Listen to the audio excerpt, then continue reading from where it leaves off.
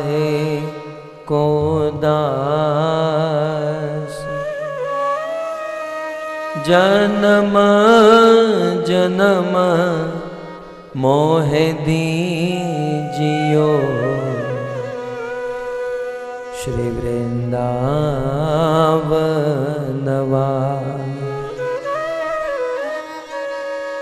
राधा तू बड़ भागिनी, कौन तपस्या की, तीनों लोक के नाथ है, सो तेरो वादे।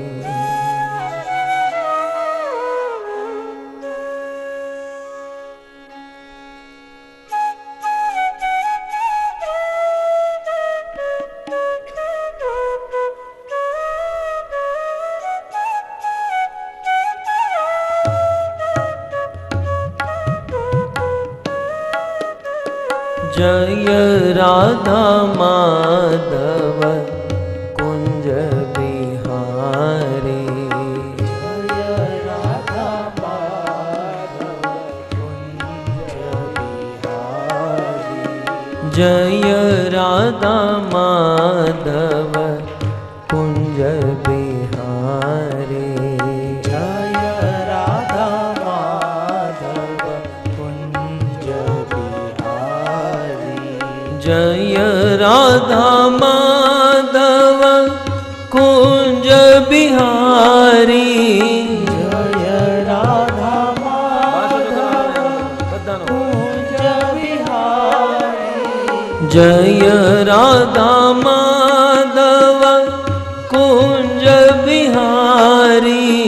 जय राधा माधव कुंज बिहारी। गोपी जनवल्लभ गिरिवरधारी।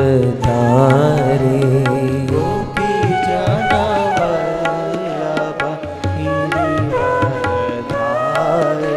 आ गोपी जनवल्लभ गिरिवरधारी।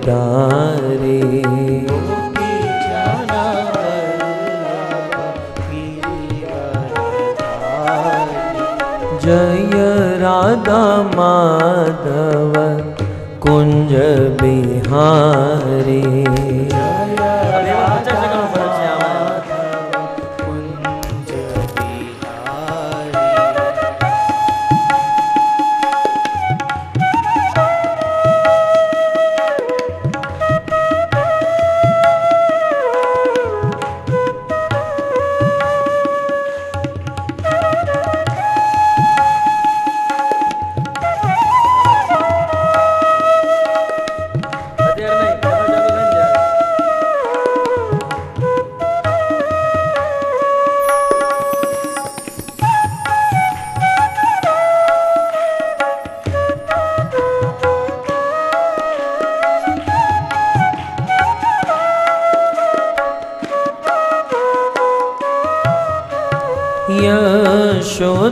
यशोदानंदन ब्रज जन रंजन। यशोदानंदन ब्रज जन रंजन। यशोदानंदन ब्रज जन रंजन।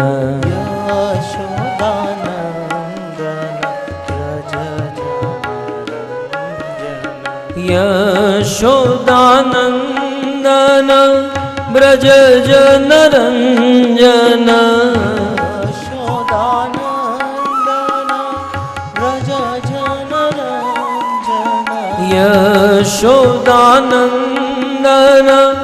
ब्रज जन रंजन। यशोदानंदन ब्रज जन रंजन। यमुना तीर वनचारी। यमुना तीर वनचारी। यमुना तीर वनचारी यमुना तीर वनचारी। जय राधा माधव कुंज बिहारी जय राधा माधव कुंज बिहारी।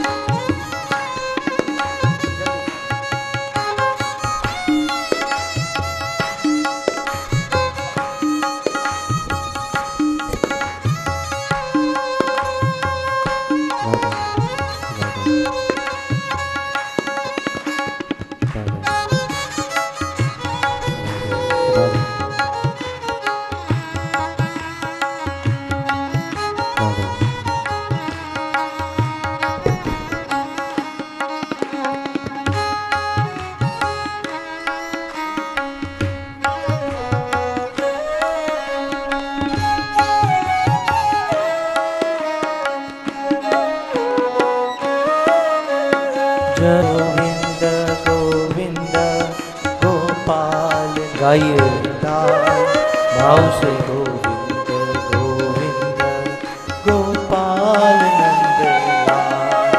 गोपाल नंदलाल गोपाल नंदलाल गोपाल नंदलाल गोपाल नंदलाल।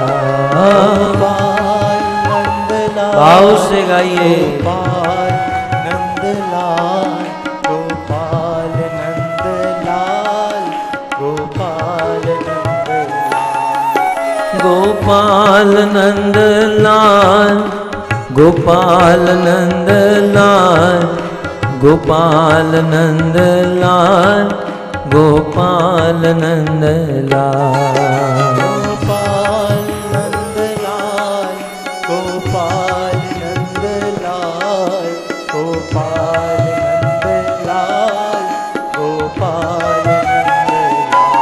कृष्ण गोविंद गोविंद गोपाल नंदलाल राधे गोविंद गोविंद गोविंद गोपाल नंदलाल राधे गोविंद गोविंद गोपाल नंदलाल। गोपाल नंदलाल गोपाल नंदलाल गोपाल नंदलाल गोपाल नंदलाल। गोपाल नंदलाल गोपाल भाव से नंदलाल गोपाल नंदलाल गोपाल नंदलाल। गोपाल नंदलाल गोपाल नंदलाल गोपाल नंदलाल गोपाल नंदलाल। गोपाल नंदलाल भाव से गोपाल नंदलाल गोपाल नंदलाल गोपाल नंदलाल। कृष्ण गोविंद गोविंद गोपाल नंदलाल राधे गोविंद गोविंद गोपाल नंदलाल। कृष्ण गोविंद गोविंद गोपाल नंदलाल राधे गोविंद गोविंद गोपाल नंदलाल। हरे कृष्णा कृष्णा कृष्णा हरे हरे हरे रामो राम राम हरे हरे। हरे कृष्णा कृष्णा कृष्णा हरे हरे हरे गाइए रामो भाव से गाइए हरे रामो राम राम हरे बोलो हरे कृष्णा कृष्णा कृष्णा हरे हरे हरे रामो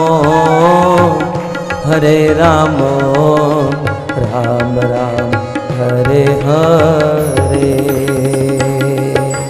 हरे कृष्णा जय हो। कृष्णा प्रेम से कृष्णा कृष्णा हरे हरे हरे रामो राम राम हरे हरे। हरे कृष्णा कृष्णा कृष्णा हरे हरे हरे रामो राम राम हरे हरे। हरे कृष्णा कृष्णा कृष्णा हरे हरे रामो राम राम हरे हरे। हरे कृष्णा कृष्णा कृष्णा हरे हरे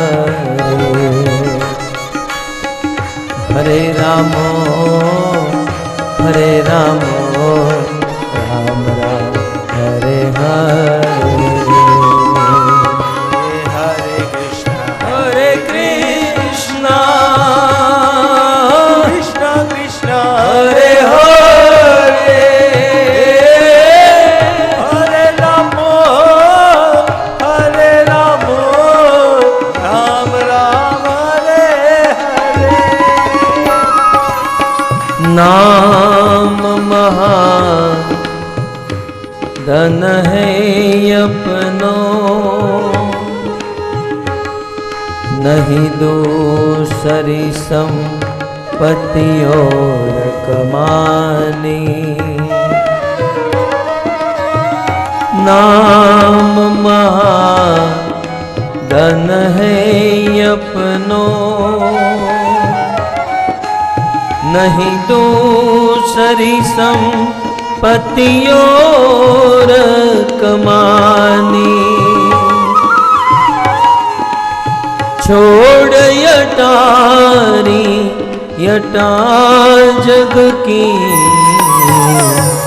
हमको कुटिया ब्रिज माही बनाने। हमको कुटिया ब्रिज माही बनाने। हमको कुटिया ब्रिज माही बनाने। हमको कुटिया ब्रिज माही बनाने।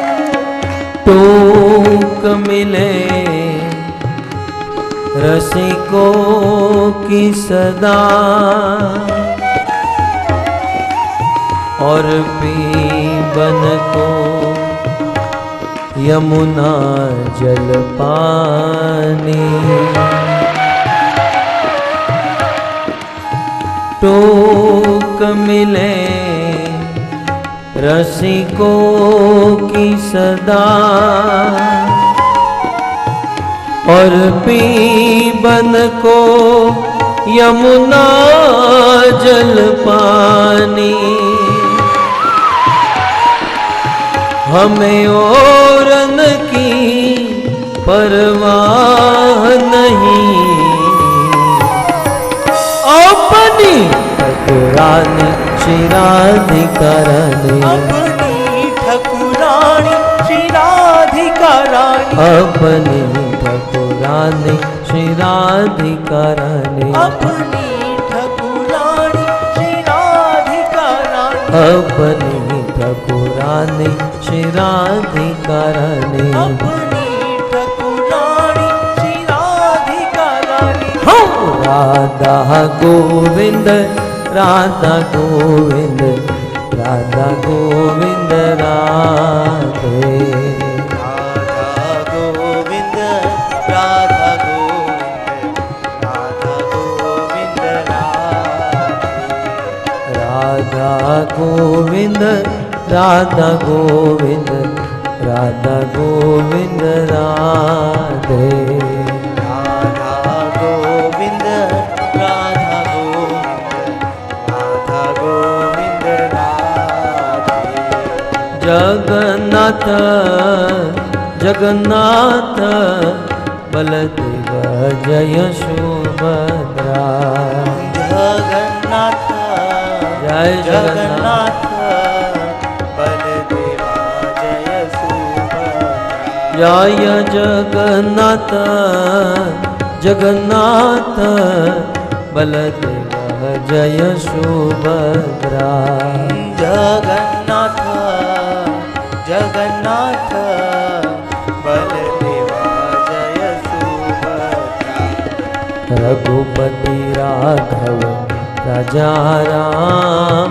पतित पावन सीताराम रघुपति राघव राजा राम पतित पावन सीताराम राजा राम पतित पावन सीताराम राजा राम पतित पावन सीताराम राजा राम पतित पावन सीताराम राजा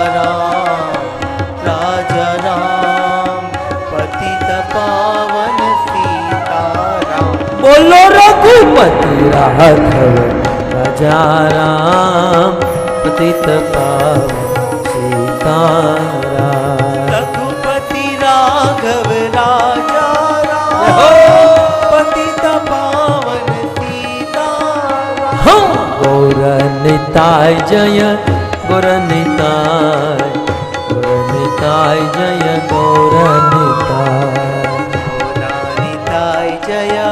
जय श्री श्री गौर निताय गौरानिताय जय गौरानिताय गौर निताय जय गौर निताय जय गौर निताय गौरानिताय जय गौरानिताय गौरानिताय जय गौरानिताय प्रभुपद प्रभुपद प्रभुपद शिल प्रभुपद प्रभुपद प्रभुपद प्रभुपद शिल प्रभुपद जय प्रभुपद प्रभुपद प्रभुपद शिल प्रभुपद प्रभुपद प्रभुपद प्रभुपद शिल प्रभुपद जय जय प्रभुपाद प्रभुपाद प्रभुपाद प्रभुपाद जय जय प्रभुपाद प्रभुपाद प्रभुपाद प्रभुपाद नित्य गौर हरि बोल हरि बोल हरि बोल युग धर्म हरि नाम संकीर्तन की ग्रंथ राज श्रीमद् भागवतम महापुराण की शिल प्रभुपाद की निताई गौर प्रेमानंद हरि बोल हरे कृष्ण।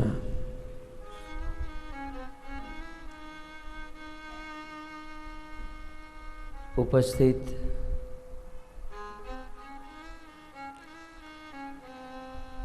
समस्त भागवत अनुरागी श्रोतावृंद,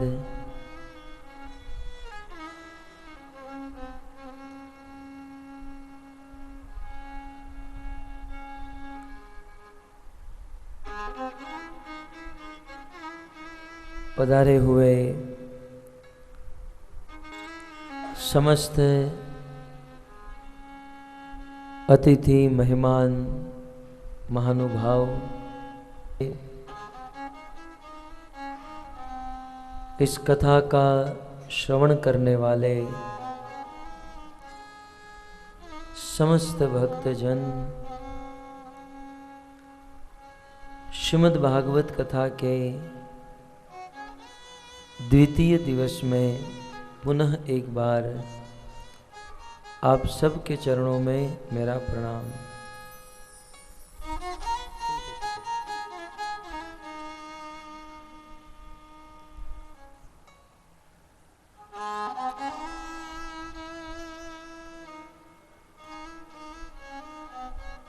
श्रीमद् भागवत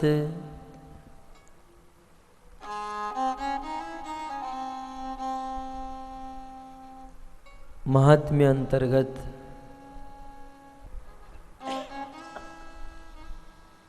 भागवत महात्म्य के कुछ चरित्रों के विषय में हमने श्रवण किया।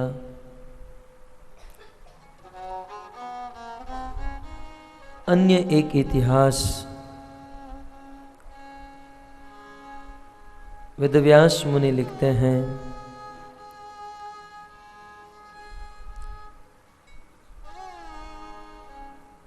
ब्रह्मा जी के प्रथम 4 पुत्र सनक, सनातन, सनंदन आदि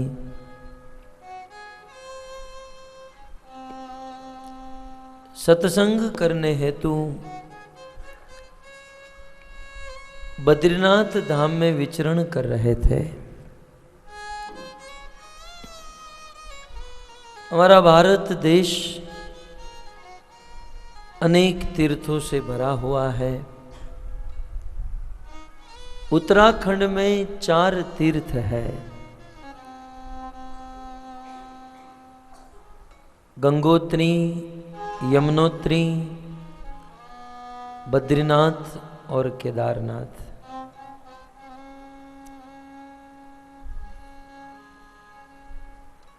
बद्रीनाथ धाम जहाँ पर नर नारायण विराजमान है, आज भी देवतागण दिन प्रतिदिन बद्रीनाथ धाम में नर नारायण की पूजा करते हैं। ऐसे बद्रीनाथ धाम में परम मुक्त भगवान विष्णु के चरणों की गंध में इतने आसक्त हुए, पूर्ण रूप से उनका मन भगवान में लग गया। भगवान प्रकट हुए, प्रसन्न हुए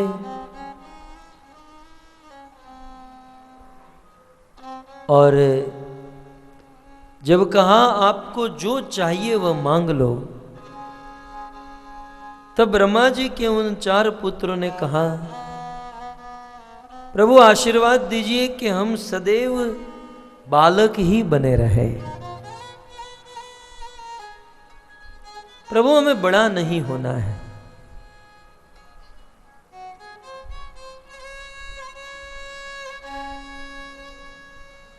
मनुष्य जीवन में सबसे अच्छी अवस्था बाल्य अवस्था मानी गई है।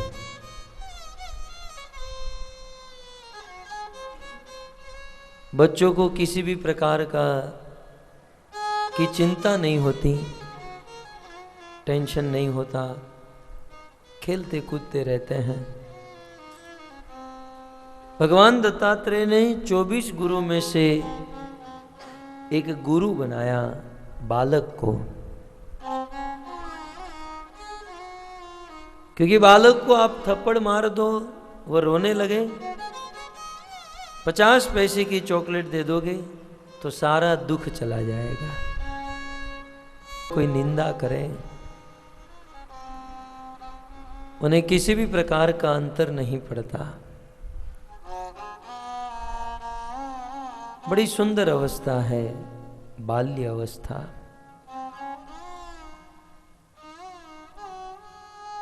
ब्रह्मा जी के इन 4 पुत्रों ने कहा, प्रभु आशीर्वाद दीजिए कि हम बालक ही बने रहे। परम मुक्त जीव संसार के समस्त दोषों से, संसार के समस्त सत्व रजस तमस गुणों से परम मुक्त ऐसे सनत कुमार आदि, नहीं ठीक है ठीक है, बद्रीनाथ धाम में विचरण कर रहे थे। इस संसार का साधारण व्यक्ति ऑफिस में, दुकानों में विचरण करे तो समझ में आता है, जीवन में दुख है, बंधन है, सुखी होने के लिए काम कर रहा है, मेहनत कर रहा है। परंतु ये चारों मुक्त थे, बद्रीनाथ धाम में विचरण कर रहे थे। कारण क्या था? वेदव्यास मुनि लिखते हैं, सत्संगार्थम, सत्संग के लिए ये चारों बद्रीनाथ धाम में विचरण कर रहे थे। मुझे आपसे यही कहना है, संसार के समस्त दोषों से मुक्त ये सनत कुमार गण जब सत्संग के लिए घूम रहे हैं, जब नित्य निरंतर सत्संग को खोज रहे हैं, तो हमारे जैसा बद्ध जीव क्यों सत्संग नहीं करेगा? सत्संग समस्त प्रकार के बंधनों से मुक्त कराने वाला तत्व है। पुत्र प्रियव्रत को उपदेश देते हुए ब्रह्मा जी ने कहा, बेटा प्रियव्रत, ये घर गृहस्थी कारागार जैसी है।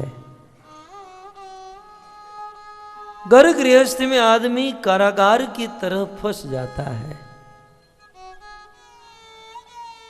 आदमी सुबह घर से निकलता है, शाम को घर पर लौटता है। 5 मिनट भी यदि देरी हो गई तो पत्नी जाल फेंकती है मोबाइल से, अजी क्यों लेट हो गए? बड़ा कड़ा बंधन है। ओतम प्रोतम पट वधत्य विश्वम। ये जो हम कपड़े पहनते ना, इन कपड़ों में धागे के अलावा कुछ नहीं होता, परंतु धागे को उस प्रकार से गुना जाता है, ये धागे इस प्रकार से फंसे हुए हैं कि वो कपड़ा बन जाता है। ठीक उसी प्रकार इस संसार के लोग संसार के गुणों में, बंधनों में, मोह माया ममता में बंधे हुए हैं, फंसे हुए हैं।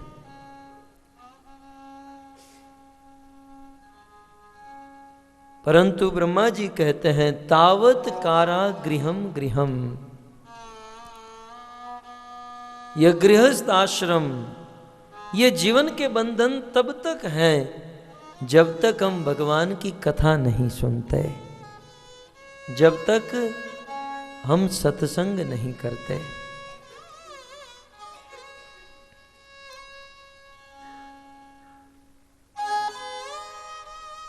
परम मुक्त जीव सनकादिक गण सत्संग के लिए विचरण कर रहे थे। तब तक उनको नारद मुनि का दर्शन हुआ। दद्रशु तत्र नारदम। परंतु इन्होंने देखा कि नारद मुनि बड़ी चिंता में हैं, नारद मुनि बड़े दुखी हैं। सनकादिक नारद मुनि को कहते हैं, सनकादिकों ने नारद मुनि से कहा,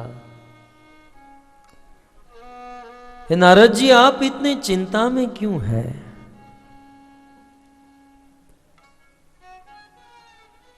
संसार का कोई आदमी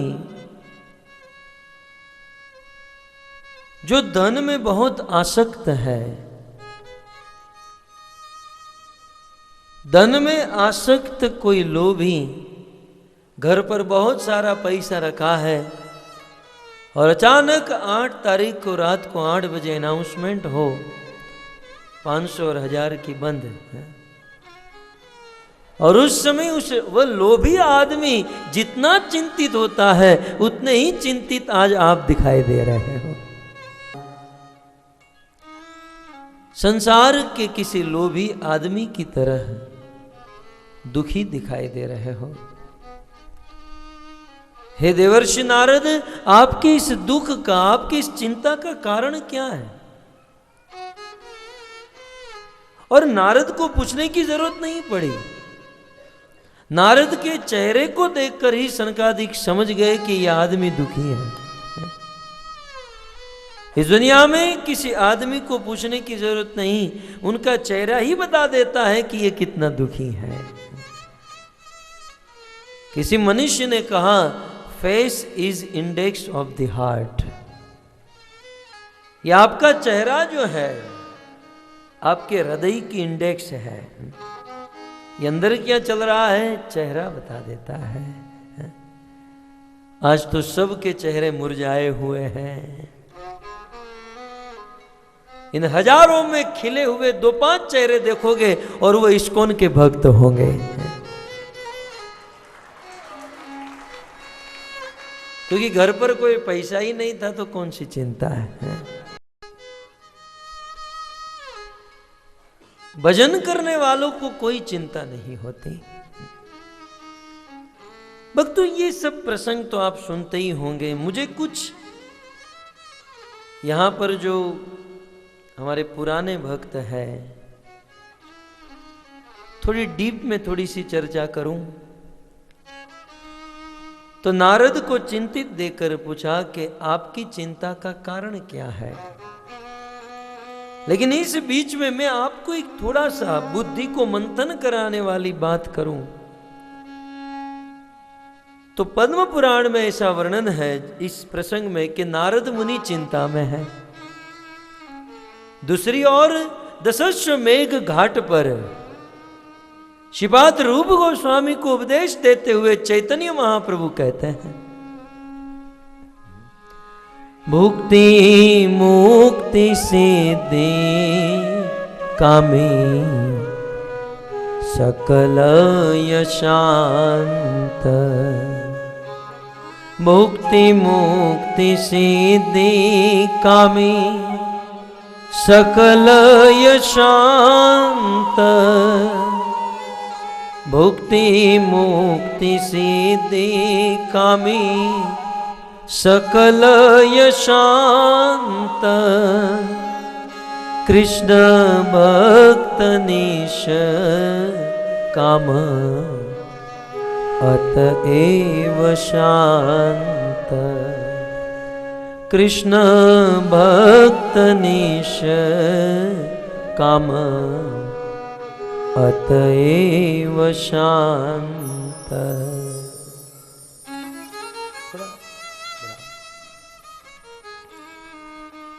भुक्ति मुक्ति सिद्धि कामी सकल अशांत। कली पावन अवतार श्री चैतन्य महाप्रभु रूप गोस्वामी से कहते हैं, इस संसार में जिसके हृदय में संसारिक भोग भोगने की कामना है वो सदैव दुखी रहेगा। जिसको सिद्धि प्राप्त करने की कामना है, अणिमा लघिमा प्राप्ति ईशिता काम वसाइता, अष्ट सिद्धि जो चाहता है वो भी अशांत है। भुक्ति की कामना रखने वाला दुखी है, सिद्धियों की इच्छा रखने वाला भी दुखी।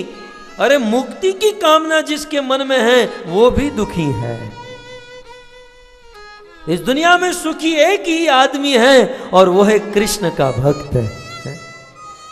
कृष्ण भक्त निश काम। कृष्ण भक्त निश काम अतएव शांत। कृष्ण का भक्त क्योंकि निष्काम है इसलिए शांत है, सुखी है। इसलिए तो किसी ने कहा माया दास उदास और कृष्ण दास बिंदास। अरे भजन करने वाले को काहे की चिंता है? चैतन्य महाप्रभु ने कहा भजन करने वाले को तिल भार भी डरने की जरूरत नहीं है, क्योंकि हजारों भुजा वाला उनकी रक्षा के लिए बैठा है। अब जब ये 8 तारीख को निर्णय हुआ तो हमें तो कोई चिंता ही नहीं है, क्योंकि हमारे पास तो कुछ है नहीं, होता ही नहीं। लेकिन उस दिन के बाद मैं जहां जहां गया, सामने से लोग आते हैं, प्रभु 500,000 का चेंज करना है तो हमें बताइएगा।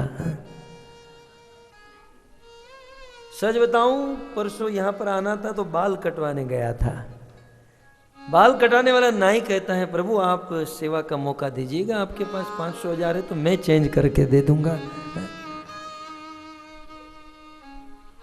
लोग कितनी लंबी लंबी लाइन में खड़े रहते हैं, लेकिन कृष्ण के भगत को ये सब कोई चिंता ही नहीं होती। निष्काम होते हैं कृष्ण के भक्त।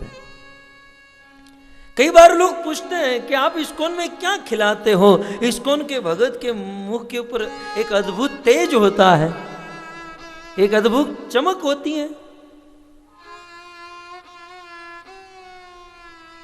कुछ लोग तो पूछते हैं आप चेहरे पर देखो कुछ नहीं लगाया, कल थोड़ा सा पाउडर लगाया था क्योंकि स्नान नहीं किया था, लेट हो गया था तो। कृष्ण के भक्त के मुख पर तेज क्या? खाते क्या है? खाते कुछ नहीं है, लेकिन एक बात है, चिंता नहीं है। आप देखो समाज में आदमी कितना खाते हैं लेकिन वजन बढ़ता ही नहीं है, और हम लोग पानी भी पीते हैं तो 500 ग्राम बढ़ जाता है, क्योंकि जीवन में कोई चिंता नहीं। भजन करने वाले को क्या चिंता है? अब पॉइंट पर आप आइए। चैतन्य महाप्रभु कहते सदैव सुखी रहता है, भजन करने वाला कभी दुखी नहीं होता। ठीक है, ये बात समझ में आ गई? अब पद्म पुराण में इस प्रसंग में आइए, सनकादिकों ने नारद मुनि को कैसे देखा? दुखी देखा। चैतन्य महाप्रभु कहते हैं भजन करने वाले को कभी चिंता हो नहीं सकती, और पद्म पुराण में वेदव्यास जी लिखते हैं कि नारद मुनि चिंतित थे। अब इन दोनों बातों को कैसे समझा जाए? चैतन्य महाप्रभु गलत है कि नारद मुनि की भक्ति गलत है?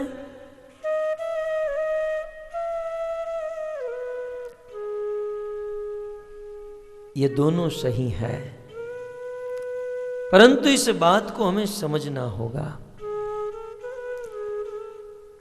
चैतन्य महाप्रभु गलत नहीं है, भजन करने वाला कभी चिंता में नहीं होता, और नारद मुनि की भक्ति भी गलत नहीं है।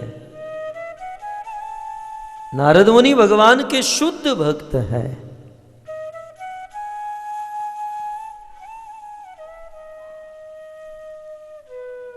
परंतु फिर भी नारद जी के जीवन में चिंता है। एक आचार्य ने बहुत सुंदर निराकरण करते हुए कहा, किसी भी व्यक्ति के जीवन में चिंता होती है, उसके 2 कारण होते हैं। इस दुनिया में 2 प्रकार की चिंता होती है।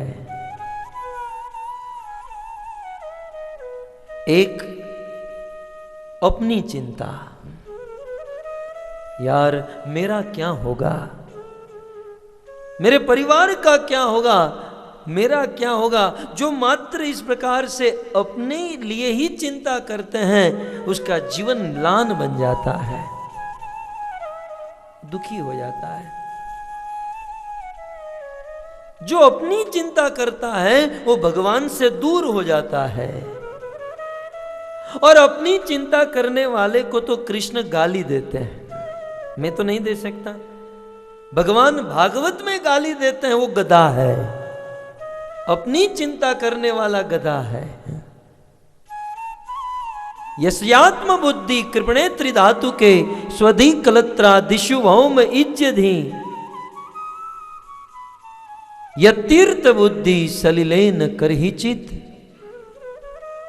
नैश्व अभिज्ञेषु स एव गोखर।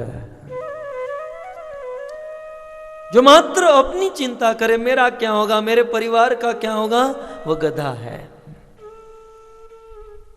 इसलिए अपनी चिंता करने वाला भगवान से दूर हो जाता है। लेकिन दूसरी प्रकार की चिंता, जो अपने लिए चिंता नहीं करता लेकिन दूसरों के लिए चिंता करता है, ये देश का क्या होगा, ये समाज का क्या होगा, इस दुनिया का क्या होगा। आज से 50 साल पहले ये चिंता शिल प्रभुपाद के हृदय में हुई थी।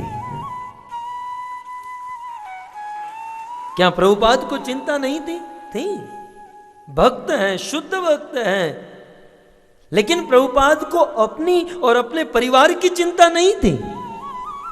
परिवार के बारे में जानते हैं ना, टी और मी। पत्नी को सीधा ऑप्शन दे दिया। पत्नी ने कहा मैं चाय तो छोड़ ही नहीं सकती। प्रभुपाद ने कहा हरे कृष्ण, तुम चाय रखो और मैं चला।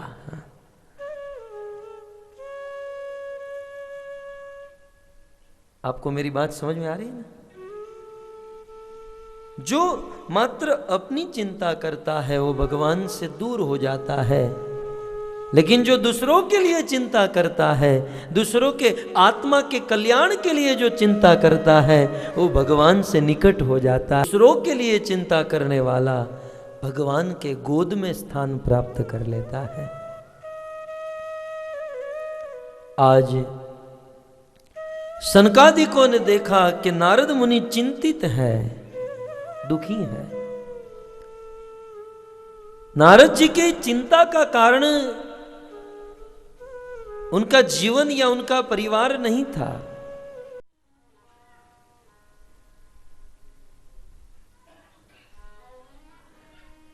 नारद मुनि को अपनी चिंता नहीं है, नारद जी को दूसरों की चिंता है। सनकादिकों ने पूछा, हे नारद मुनि, आपकी चिंता का कारण क्या है? नारद जी कहते हैं,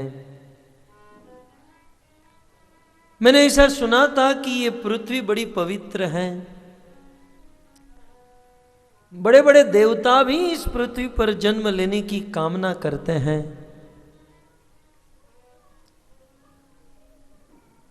यह सुनकर मैं इस पृथ्वी पर आया। आकर जब इस धरती पर मैं विचरण किया, मेरी ये हालत हो गई। नारद जैसा नारद इस पृथ्वी पर आकर दुखी हो जाता है, तो हम और आप कौन सी चीज है? बताइए। पूरे संसार में विचरण किया, मैंने इस संसार में देखा तपः नास्ति, दया नास्ति। मनुष्यों के जीवन में तपस्या नहीं है।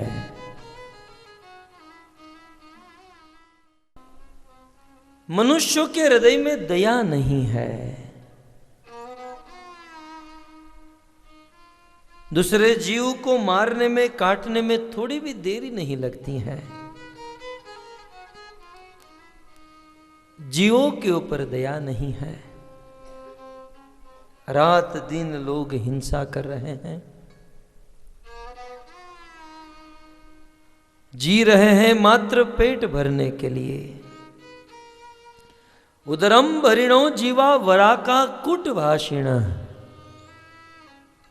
और घर पर जो पत्नी है वो कुट भाषिण,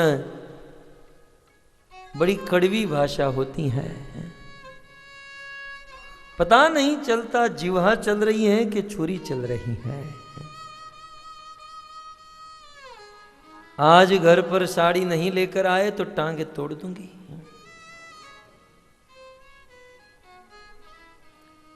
नारद मुनि ने अपना अनुभव सुनाया है। आप ऐसा मत समझना प्रभु जी का अनुभव होगा।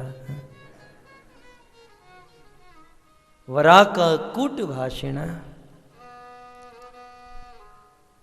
रविवार का दिन होता है और पति चाहता है कि मैं कम से कम एक दिन मंदिर जाऊं। पत्नी घर से निकलता है, पत्नी कहती है कहाँ जा रहे हो? बोले इस्कॉन जा रहा हूं। मंदिर गए तो टांगे, खबर ले लूंगी। वरा का कूट भाषिणा।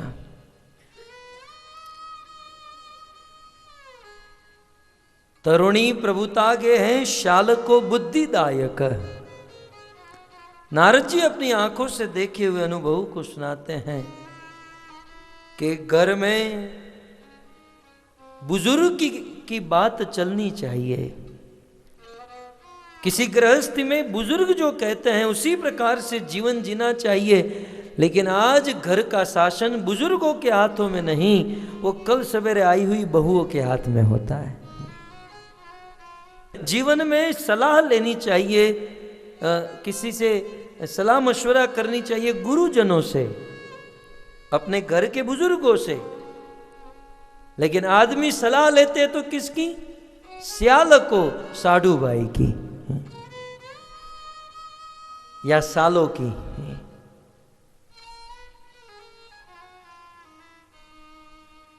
सलाह देने वाले साले बचे हैं। कन्या विकृणो लोभात दंपति नाम च कलमशम।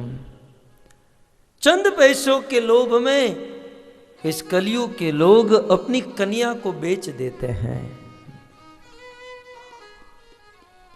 चंद पैसों के लोभ में।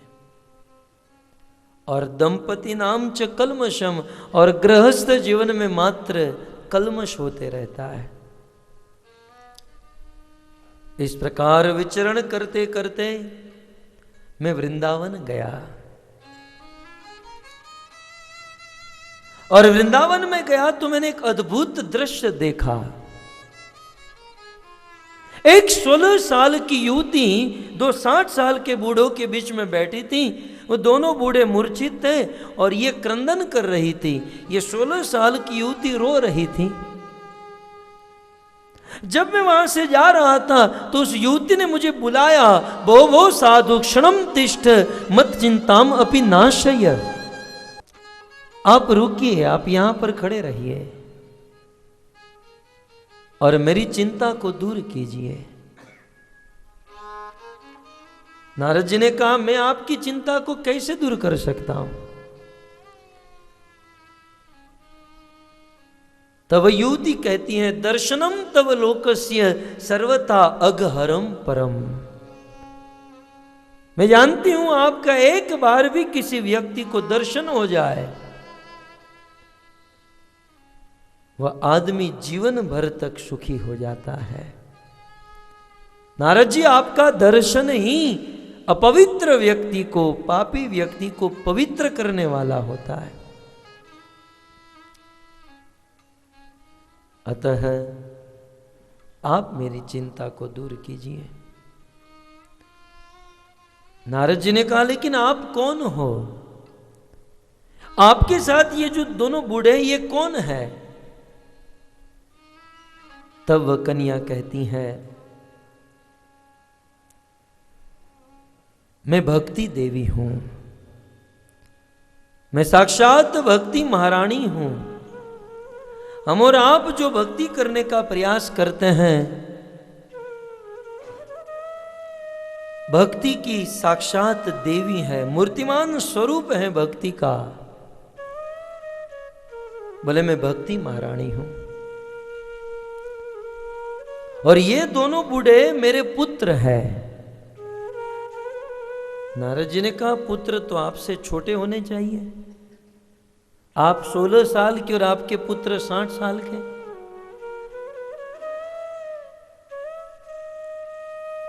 भक्ति महारानी अपनी दुखी दास्तान सुनाती है। हे नारद मुनि, मेरा जन्म द्रविड़ देश में हुआ। द्रविड़े अहम उत्पन्ना वृद्धि कर्णाटके गता। द्रविड़ देश में मेरा जन्म हुआ और ये ज्ञान और वैराग्य मेरे साथ प्रकट हुए। ये दोनों मेरे पुत्र हैं। मैं मेरे दोनों पुत्र को लेकर द्रविड़ से कर्नाटक की ओर गई तो कर्नाटक के लोगों ने हमें स्वीकार किया, हमारी वृद्धि हुई, हमारा पोषण हुआ, हम प्रसन्न हुए। और कर्नाटक से जब महाराष्ट्र में गए तो क्वचित क्वचित महाराष्ट्र में कुछ लोगों ने स्वीकार किया और कुछ लोगों ने त्याग दिया। संत तुकाराम, संत नामदेव, संत ज्ञानेश्वर जैसे लोगों ने स्वीकार किया। द्रविड़ में जन्म हुआ, कर्नाटक में वृद्धि हुई, महाराष्ट्र में कुछ कुछ लोगों ने स्वीकार किया और महाराष्ट्र से वापी, वलसाड़, सूरत, गुजरात जब गई, गुजरात राजस्थान, इसलिए मेरा पोषण नहीं हुआ और अंततः मैं बूढ़ी हो गई। मैं बूढ़ी हो गई, मेरे दोनों पुत्र ज्ञान वैराग्य बूढ़े हो गए। सुना था ब्रज वृंदावन की बहुत महिमा है। इस महिमा को सुनकर मैं मेरे दोनों पुत्र को लेकर राजस्थान से होकर ब्रज वृंदावन में आई। वृंदावन के प्रभाव से मैं तो जवान हो गई, लेकिन मेरे दोनों पुत्र ज्ञान और वैराग्य बूढ़े मूर्छित होकर गिर गए। हे नारद मुनि, आपके चरणों में यही निवेदन करती हूं कि आप मेरे इन दोनों पुत्र को जीवित कर दीजिए। नारद मुनि, मैं आपके प्रभाव को जानती हूं। जयति जयति देवो यस्य कायाधु वस्ते। आप 5 मिनट के लिए ध्रुव महाराज को रास्ते में मिले थे। 5 साल के बालक को आप रास्ते में 5 मिनट मिले, 6 महीने में भगवान को प्रकट करा दिया। ध्रुव को तो साक्षात आप मिले थे और प्रहलाद तो उनकी मां के गर्भ में था। आपने इतनी कृपा की कि वो गर्भ में ही महाभागवत बन गया। नारद मुनि, आप चाहो तो क्या नहीं कर सकते। आप मेरे इन दोनों पुत्र को जीवित कर दीजिए। भक्ति देवी की प्रार्थना को सुनकर नारद मुनि ज्ञान और वैराग्य के कान में वेदों के मंत्र का पाठ करने लगे। वेदों के मंत्रों का उच्चारण करने लगे।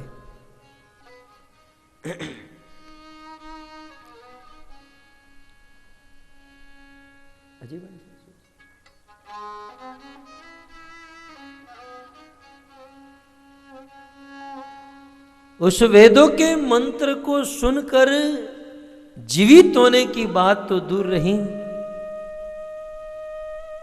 कहते हैं ज्ञान और वैराग्य हिले तक नहीं। उसी समय आकाशवाणी हुई कि हे नारद,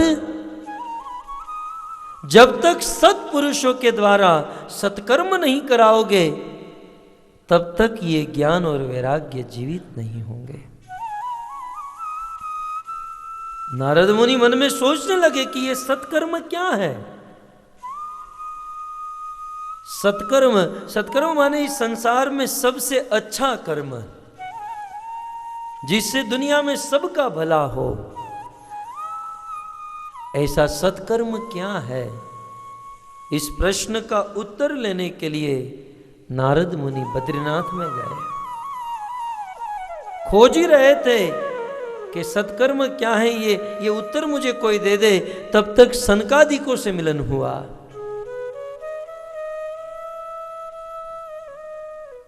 सनकादिकों ने पूछा था दुख का कारण क्या है। दुख चिंता यही है कि भक्ति महारानी के पुत्र मूर्छित हो चुके हैं, उसको जीवित करने के लिए सत्कर्म करना होगा। हे सनकादिकों, इस दुनिया में आपसे बड़े सत्पुरुष और कौन हो सकते हैं? आप ही बताइए कि सत्कर्म क्या है? इस दुनिया में सबसे अच्छा कर्म क्या है? अब लोग तो अपने ही काम को सबसे अच्छा मानते हैं। डॉक्टर समझता है सर्जरी करना, ऑपरेशन करना, डॉक्टरी करना ही सबसे अच्छा काम है। वकील सोचते हैं कि वकीलात करना ही सबसे बड़ा काम है। इंजीनियर सोचते हैं इंजीनियरिंग करना ही सबसे बड़ी चीज है। और डाकू सोचते हैं डाका डालना, चोरी करना ही सबसे बड़ी चीज है। वो भी चोरी करते होंगे तो मंगलाचरण करके करते होंगे, उसमें भी कुछ उसूल होगा, उसमें भी ईमानदारी भी रखते होंगे। सब लोग अपने अपने काम को श्रेष्ठ बेस्ट मानते हैं, लेकिन ईश्वर की निगाह में, भगवान की दृष्टि में सबसे श्रेष्ठ काम क्या है? नारद मुनि ने सनकादिक को जब पूछा, तब सनकादिक उत्तर देते हुए नारद मुनि को कहते, नारद जी आप भी भूल गए? इस दुनिया में सबसे श्रेष्ठ कार्य है यज्ञ करना, यज्ञ में आहुति देना सबसे बड़ा कार्य है। भगवान गीता में और भागवत दोनों में कहते हैं